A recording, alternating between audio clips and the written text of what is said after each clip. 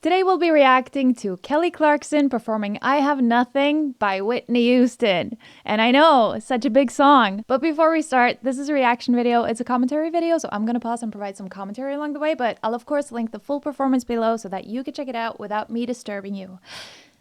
But you clicked a reaction, so here we are.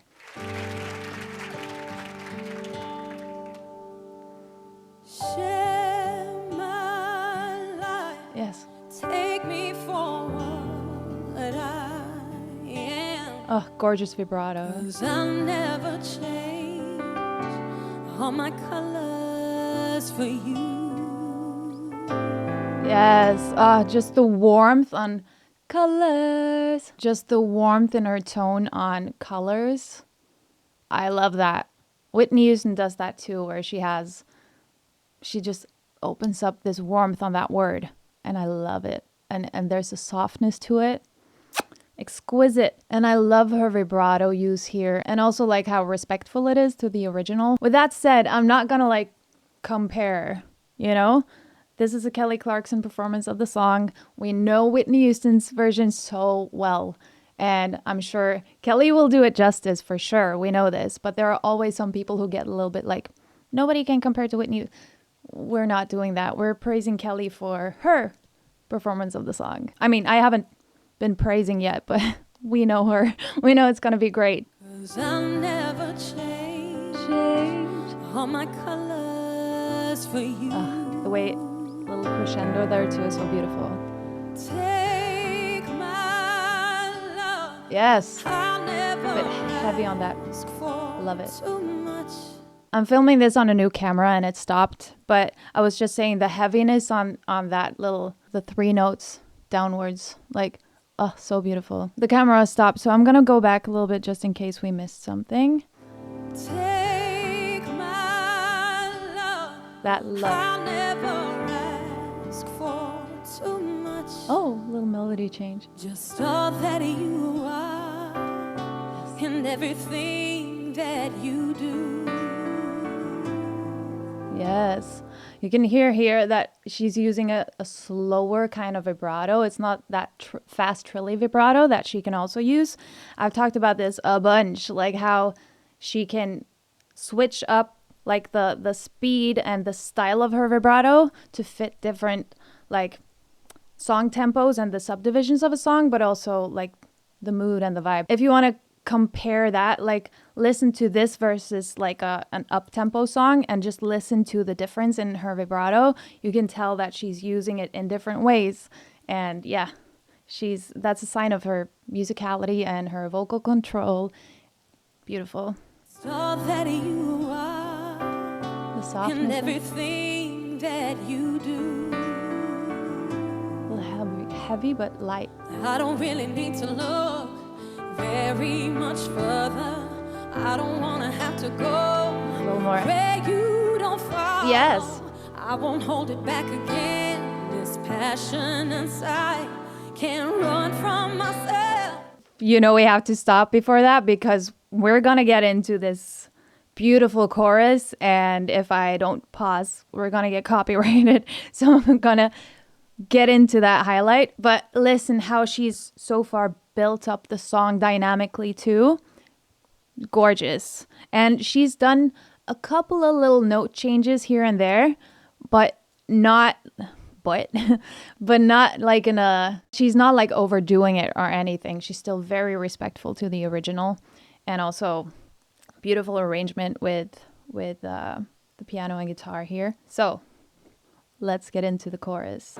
Can't run from myself. There's nowhere to hide.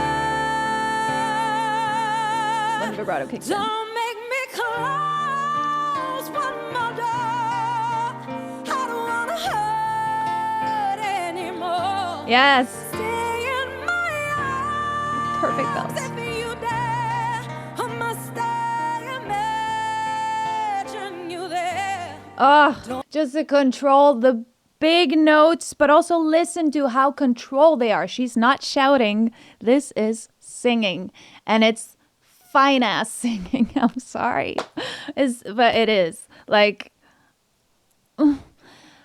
Also, mouth positioning, just look at it, because like the way she widens some parts, but also notice when she's doing those high belts, she doesn't go like super wide. There's still that narrowness in the corners of her mouth, but not in a tight way. But still, yeah, there's a lot to get into there.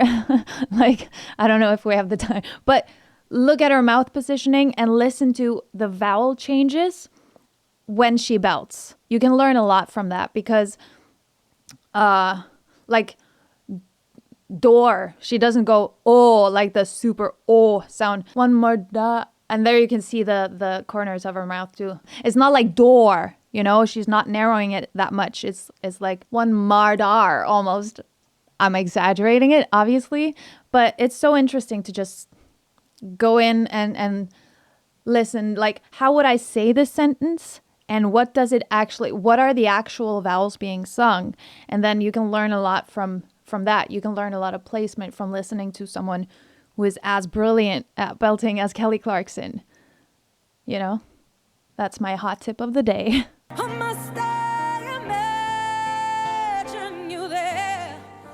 Beautiful control. Away, the H. Nice E sound. Oh, yes. With a grit.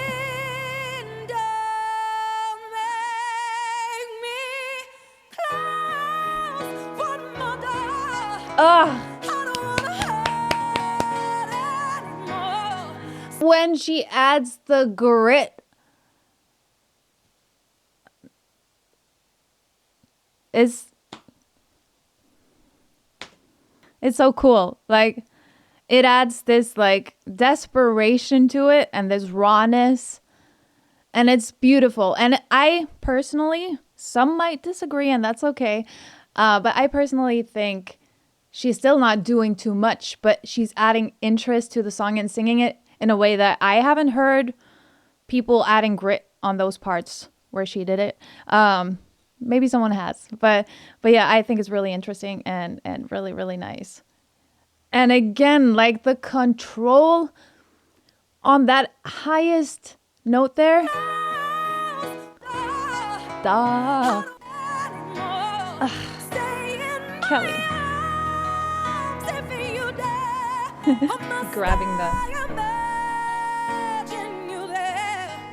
the control.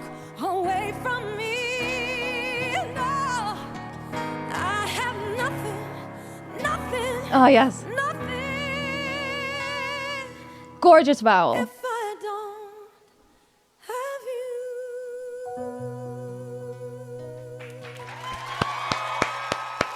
you. Gorgeous. Okay, to like provide a full analysis, I would have to go in on each separate syllable of everything she does, because there's gold everywhere.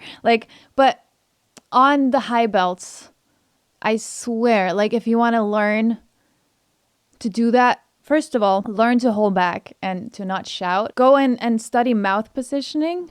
You can watch the greats, but it's also nice to have guidance from a vocal coach when you do that, so that you can feel it yourself and not just, you can learn a lot from watching, but I also would strongly advise you to do this with a vocal coach who can set you on the right course, so that you don't have to learn mistakes to begin with.